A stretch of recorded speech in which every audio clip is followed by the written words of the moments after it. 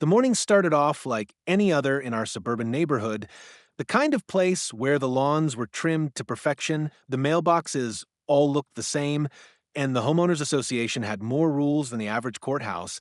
But on that day, I had no idea that the HOA's pettiness was about to escalate into something outrageous. I had just finished mowing my lawn and was sipping on a cup of coffee when I noticed a black and white police cruiser idling down the street, creeping along like a shark circling its prey, and my gut immediately told me it was headed for my house because ever since we moved here 6 months ago, the HOA president,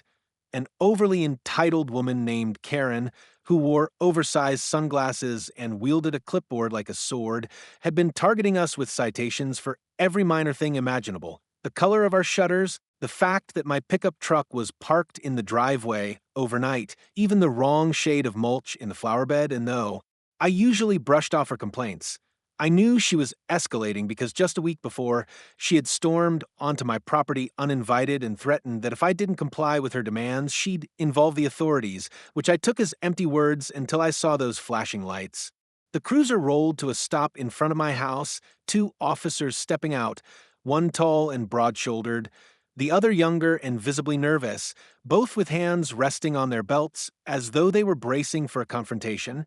I stepped onto my porch, coffee still in hand, and asked what this was about, though I already suspected Karen had filed some bogus complaint, and sure enough, they told me they'd received a report that I was harboring dangerous animals in my backyard. An outright lie, since all I had was our gentle Labrador, Duke, who was more likely to lick you to death than bite. But before I could even respond, Karen herself appeared from behind a hedge like some cartoon villain, waving papers and screeching about violations, and I couldn't help but smirk because I knew something she didn't.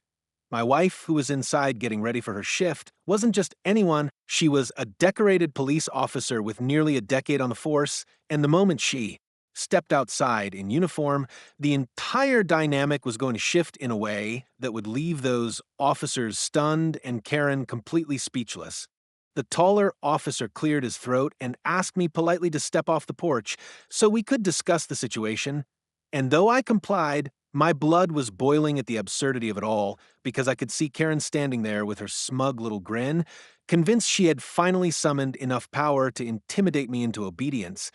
But I wasn't about to give her the satisfaction. The officer began explaining that the HOA president had filed multiple complaints alleging that I was housing aggressive dogs, possibly unlicensed, and a threat to the neighborhood, and that under municipal code, they had to investigate, though he admitted with a shrug that the report sounded exaggerated, and that small gesture told me he already suspected the truth. Still, procedure was procedure, and Karen knew just enough about the system to weaponize it, which was the infuriating part. I told them calmly that the only animal in my home was Duke, our Labrador, who was currently snoozing inside on the rug,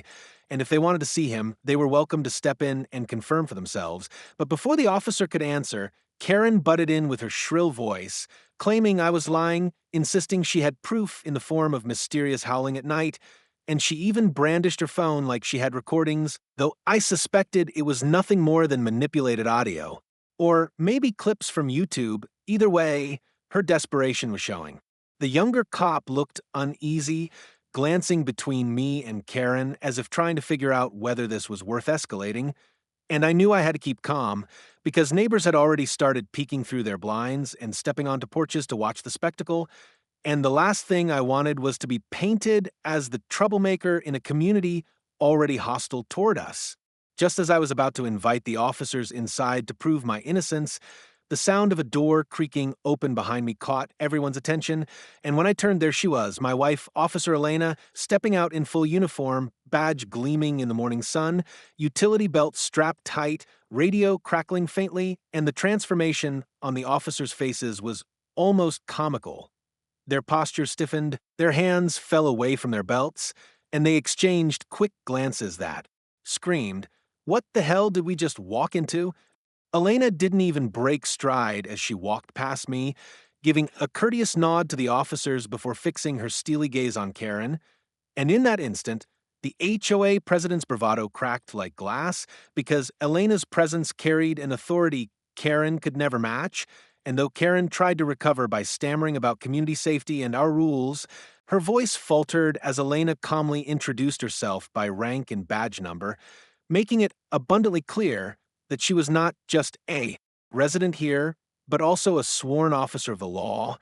And suddenly the whole situation felt flipped on its head. The taller cop looked almost embarrassed now, mumbling something about just responding to a call, while the younger one nodded vigorously, clearly relieved that this mess wasn't going to spiral into some kind of arrest or paperwork nightmare. And as Elena stood there radiating quiet authority, I realized Karen had finally overplayed her hand, and the reckoning she'd been begging for was about to unfold right on her pristine front lawn.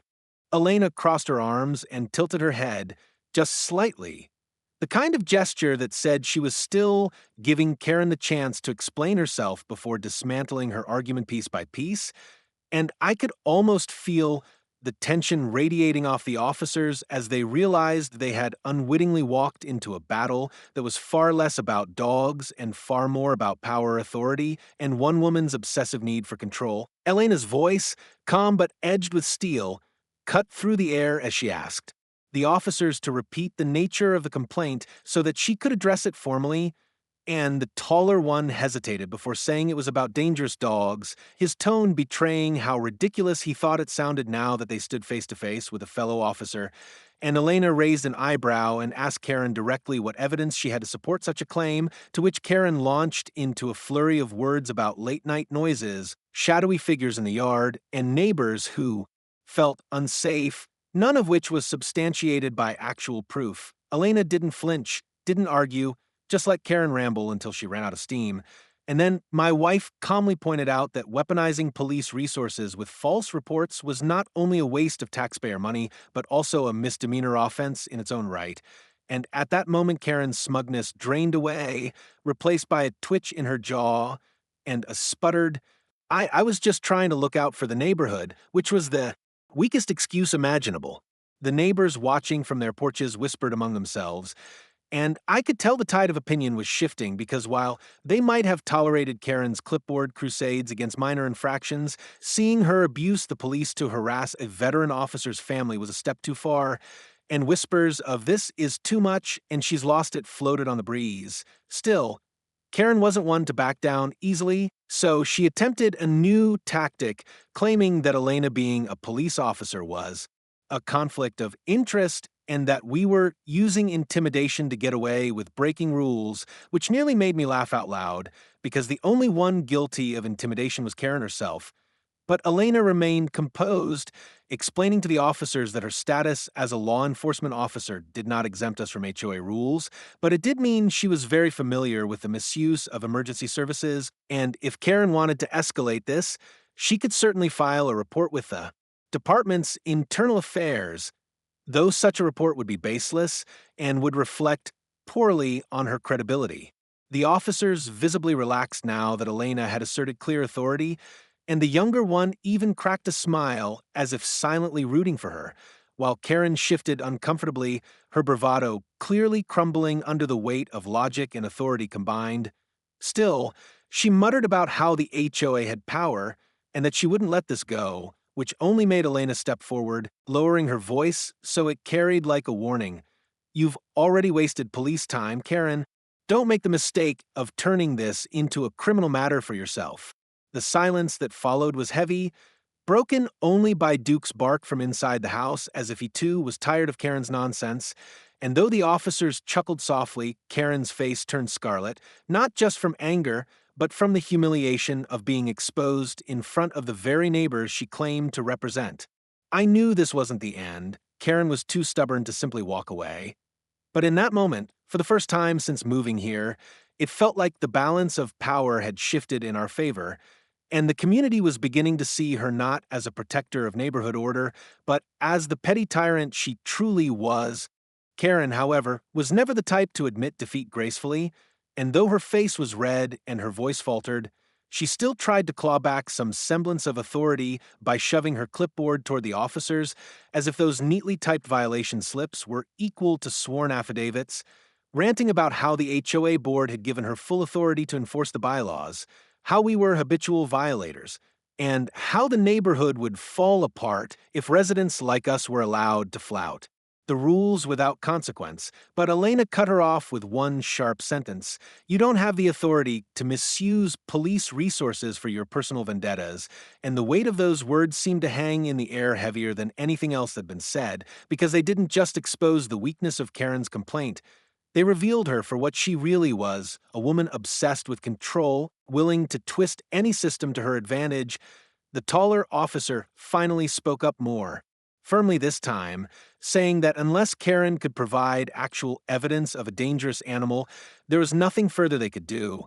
And they were officially closing the complaint, and that declaration seemed to ripple through the crowd of watching neighbors like a gust of wind scattering leaves, because I could see smirks, hear stifled laughter, and sense a collective relief that maybe, just maybe, someone had finally clipped Karen's wings. But Karen wasn't finished. She turned her fury on me, jabbing a finger in my direction and shrieking that this isn't over, and that the HOA had ways of dealing with people like you, her voice shrill enough to make Duke bark again from inside. And though part of me wanted to fire back, I held my tongue, knowing Elena was already handling it better than I ever could. My wife stepped forward, her presence commanding, and told Karen in no uncertain terms that if she ever filed another false report or stepped foot on our property uninvited again, we would not hesitate to pursue legal action. And she added, almost as an afterthought, but loud enough for everyone to hear, that police officers dealt with frivolous complaints all the time, and that serial abusers of the system were often flagged for harassment, which made Karen's eyes widen just a fraction, betraying the first real crack of fear I'd seen in her demeanor. The younger officer cleared his throat and, perhaps emboldened by Elena's confidence, advised Karen to be careful not to cry wolf too many times, because eventually no one would take her seriously, and I nearly burst out laughing at the irony of it all. The cops she had summoned to humiliate me were now subtly warning her instead. Karen huffed, turned on her heel, and stormed back toward her house, clutching her clipboard like a shield, though the sight of her retreating figure only underscored how powerless she suddenly looked, stripped of the illusion of control she had lorded over the neighborhood for so long. The officers gave us apologetic nods, saying they were sorry to bother us and that it was clear this was more of a neighborly dispute than a police matter, and Elena thanked them for their professionalism, even going so far as to reassure them that she understood they were just doing their jobs, which seemed to put them at ease. As their cruiser pulled away, the crowd of neighbors began to disperse, but not before several of them offered me sympathetic looks, a few even muttering that they were tired of Karen's antics, and maybe it was time someone stood up to her properly. And for the first time since we moved into this pristine, suffocating neighborhood, I felt like we weren't alone in this battle anymore. Still, as I watched Karen's blind snap shut across the street and imagined her scribbling furious notes for next scheme, I knew she wasn't done with us, not by a long shot, and though Elena's presence had bought us some breathing room, it was only a matter of time before Karen escalated again, and the next round in this war might not be so easily defused. The calm that followed the police cruiser's departure was deceptive, because even as the neighborhood seemed to settle back into its usual rhythm, kids playing down the street, lawnmowers humming in the distance, sprinklers hissing across manicured lawns, I knew Karen was inside her house plotting her next move, and sure enough, the very next morning we woke to find a bright orange violation notice taped to our front door in bold capital letters, accusing us of creating a hostile environment and threatening a hefty fine if we didn't address the matter immediately, which made me laugh out loud because the hypocrisy was staggering. Karen had called the police on us with a fabricated story, embarrassed herself in front of half the block, and now she was accusing us of hostility, but Elena didn't laugh. She took the paper, studied it carefully, and told me this was the exact kind of overreach that could be challenged legally because HOA rules might cover lawn care, paint colors, and parking, but they didn't grant Karen the right to harass or defame residents. She suggested we start documenting everything from photos of these bogus notices to recordings of her confrontations so that if this turned into a legal battle, we'd have more than enough evidence to show a pattern of abuse. That afternoon, as if on cue, Karen marched up and down the street with her clipboard, muttering to neighbors and gesturing toward our house like she was rallying troops for some grand campaign, And while some of the neighbors nodded politely to her, I noticed many more avoided eye contact, their body language stiff, as though they were finally seeing her as the problem rather than the protector she pretended to be. Elena, ever the strategist, told me not to engage Karen directly anymore. That was exactly what she wanted, a reaction she could twist against us, but to let her dig her own grave with every exaggerated claim and empty threat. Still, it wasn't easy to stay quiet when Karen left another notice the following day, this time claiming my truck was an eyesore and threatening to have it towed if I didn't immediately rectify the situation, even though our HOA bylaws clearly allowed driveway. Parking for personal vehicles, and the absurdity of it made me want to march across the street and demand she stop. But Elena reminded me that patience was a weapon, and that sometimes the best way to win was to let your opponent keep swinging until they exhausted themselves. That advice proved wise, because by the end of the week, other neighbors began quietly approaching us, Mr. Thompson from next door, who admitted Karen had fined him once for having a garden gnome she deemed unsightly, Mrs. Patel down the block, who said Karen harassed her over the color of her curtains, and even the Garcia family, who revealed that Karen had once threatened to sue them over their kid's basketball hoop. And as we listened to their stories, it became clear that we weren't just fighting for ourselves. We were standing up against a tyrant who had been tormenting this community for years under the guise of order. Elena suggested we band together, share evidence, and if Karen pushed too far, take it to court as a collective, because judges were far less sympathetic to lone complainers than to an entire neighborhood fed up with abuse. That night, as I sat on the porch watching Duke roll lazily in the grass, I felt a strange mix of dread and anticipation, because I knew Karen wouldn't back down quietly, but for the first time, I also knew she wasn't invincible. Her empire of fear was built on intimidation and people's reluctance to fight back, and now that facade was beginning to crack. The thought gave me a sense of determination I hadn't felt since moving here, and as Elena leaned against me, her uniform jacket draped over her arm after another long shift, she murmured, "She has no idea who she's really up against." And in that quiet moment, I realized she was right. Karen thought she was battling a simple homeowner, but what she didn't understand was that she had provoked a family with both the patience to gather proof and the strength to fight her with every ounce of truth the law could provide. By the following week, Karen's obsession had reached a fever pitch, and it was almost surreal to watch her unravel because every morning without fail we'd find a new violation notice, each one more absurd than the last. One accused us of excessive flag display because we flew the American flag on our porch. Another claimed Duke's occasional barking violated noise ordinances, even though half the neighborhood had dogs that barked far more often. And the most laughable of all alleged that our front door color was not in harmony with the community aesthetic, despite the fact that it matched 3 other houses on the same street. But the thing was, Elena insisted we keep every single one of these notices carefully dated and filed in a binder, because together they painted a picture not of rule enforcement, but of targeted harassment, and the more evidence we had, the stronger our eventual case would be. At first, I thought maybe Karen was just trying to wear us down to frustrate us into moving away, but the more I watched her, the more I realized she was spiraling. Her blinds twitched constantly as she spied on our house. She muttered loudly into her phone on her front porch, and several neighbors told me they had caught her sneaking around at night, taking pictures of driveways and trash bins like some kind of wannabe detective. Elena, being a cop, saw it differently. She called it escalation behavior, warning me that Karen's attempts to exert control through paperwork and intimidation might eventually cross into physical trespassing or worse. And though part of me wanted to laugh at the idea of this clipboard warrior turning dangerous, I trusted Elena's instincts too much to dismiss it. Sure enough, 2 nights later, we heard rustling near our backyard fence around midnight, and when I grabbed a flashlight and shined it over, I caught a glimpse of someone darting away. And though I didn't get a clear look, Duke went berserk barking at the fence, and I had no doubt in my mind who it was. Elena filed an incident report with her department, making sure it was official, and that step changed everything because now Karen's antics weren't just HOA business, they were potentially criminal. Word must have gotten around because the next day, neighbors started openly talking on the sidewalk about how Karen's gone too far, and a few even approached us asking if they could contribute their own stories of harassment to whatever action we were planning. which only seemed to fuel Karen's paranoia because she began targeting them as well. Mr. Thompson got a violation for his grass being half an inch too long. The Patels were fined for leaving a recycling bin visible for more than 30 minutes, and the Garcias were cited for excessive children's toys in their yard. It was as though Karen couldn't stand the idea of losing her grip on the neighborhood, so she doubled down, flinging out violations like confetti, but instead of silencing people, it united them.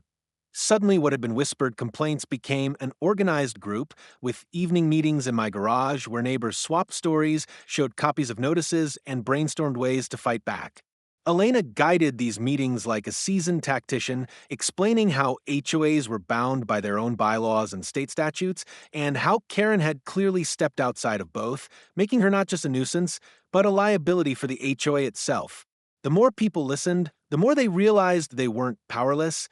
and that realization was a spark Karen couldn't put out no matter how many bright orange papers she slapped on front doors. By the end of that week, we weren't just the family standing up to Karen, we were the nucleus of a neighborhood rebellion, and though that might sound dramatic, it felt exactly like that, a community rising up against a petty tyrant who had ruled unchecked for too long. As I looked around the garage at faces that had once seemed indifferent but were now burning with resolve, I felt something shift inside me, too. This wasn't just about defending my home anymore, it was about showing Karen, the HOA, and anyone else who tried to abuse their authority that people could and would push back when pushed too far. Elena squeezed my shoulder that night and whispered, "She has no idea the storm she's unleashed," and I believed her because for the first time, I wasn't dreading Karen's next move. I was waiting for it, ready to turn it into the very rope she'd use to hang herself. It didn't take long for Karen to make her next mistake. And when it came, it was so spectacularly foolish that even I was stunned.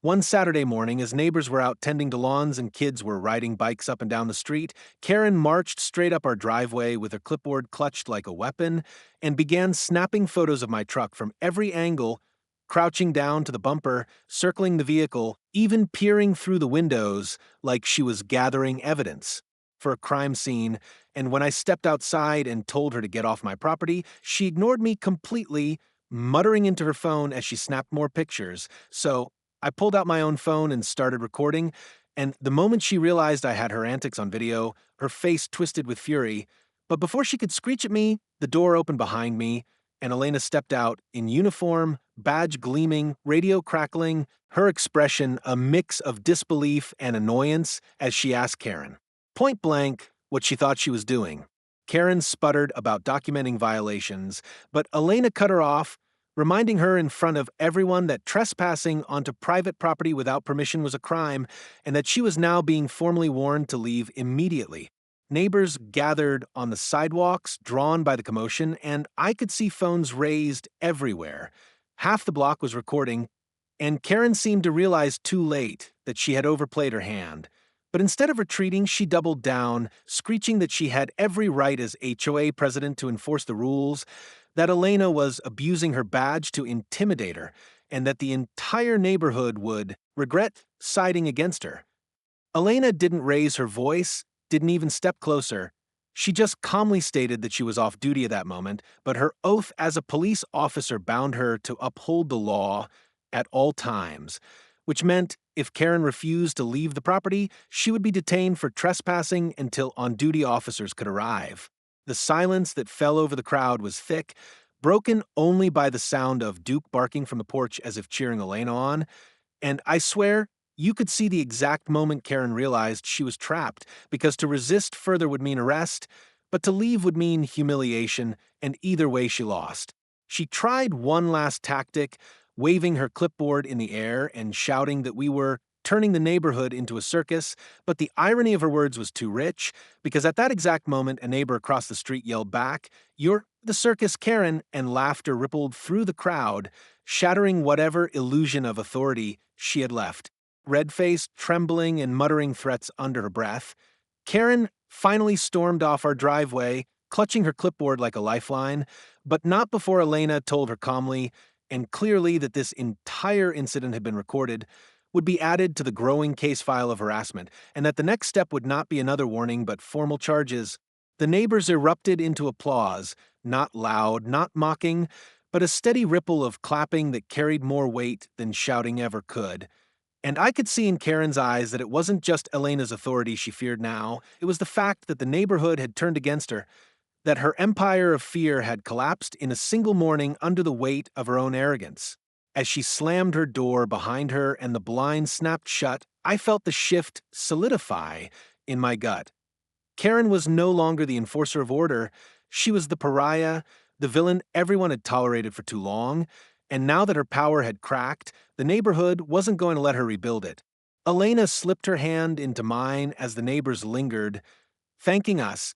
telling us how relieved they were to finally see someone stand up to her. And I realized this wasn't just a personal victory. It was the beginning of a neighborhood transformation, and Karen, for all her bluster, had set the stage for her own downfall. In the days that followed, the atmosphere in the neighborhood changed in ways I never thought possible. Where before there had been a quiet tension, with people peeking out from behind blinds and whispering about Karen's antics, but never daring to confront her, there was now a sense of camaraderie, of neighbors finally realizing they had strength in numbers and no longer needed to bow to the tyranny of a single clipboard-wielding bully. And the best part was that Karen knew it too. She stayed, locked inside her house for long stretches, blinds shut tight, her once frequent patrols of the street reduced to hurried walks to the mailbox, where she glared at everyone before scurrying back indoors.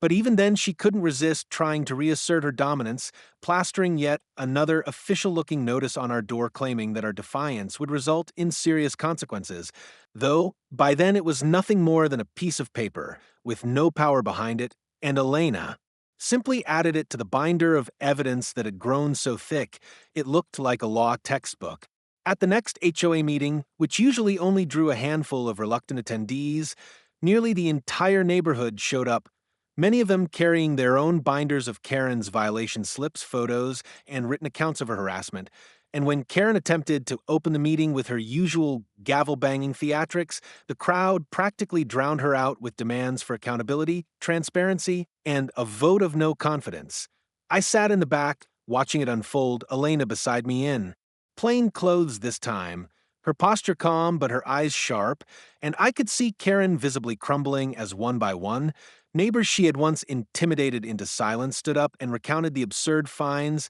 the late-night harassment, the endless nitpicking, and the misuse of HOA funds for her petty crusades. By the time Elena spoke, delivering a measured but devastating summary of how Karen had escalated her vendetta into false police reports, trespassing, and intimidation, complete with timestamps, recordings, and sworn witness statements, it was clear the crowd wasn't just angry, they were ready to act. A motion was made on the spot to remove Karen from her position as HOA president, and though she screamed that it was illegal, that she was being railroaded, that we were all conspiring against her, the vote was swift, decisive, and final. Karen was out, watching her storm from the meeting, clutching her clipboard like a sinking captain refusing to let go of the wheel. I couldn't help but feel a mix of triumph and relief, because while I knew she'd probably try one last desperate stunt before fading into irrelevance, her reign of terror was effectively over. The weeks after her removal were like night and day.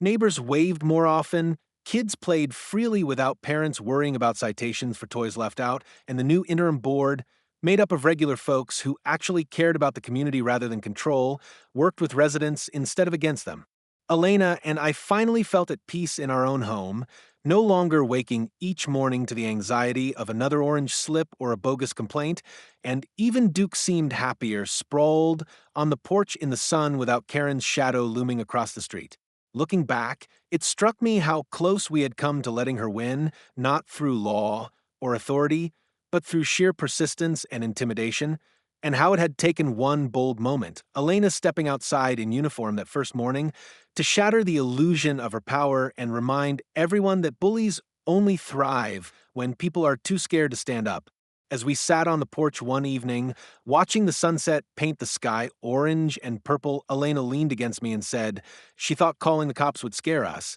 but in the end, it just exposed her for who she really was.